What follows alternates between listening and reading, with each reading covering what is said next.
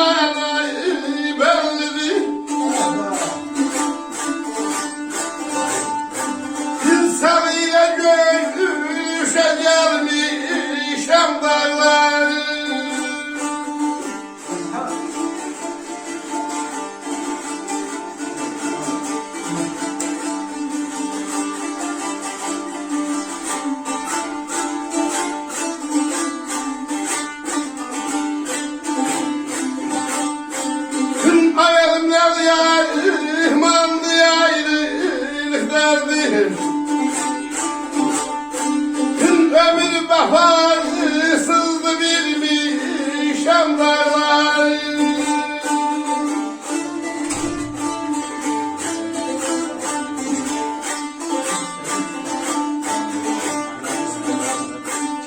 Dünyanın ilqarı mənə bəllidir, səninlə görüşə gəlmişəm dağlar.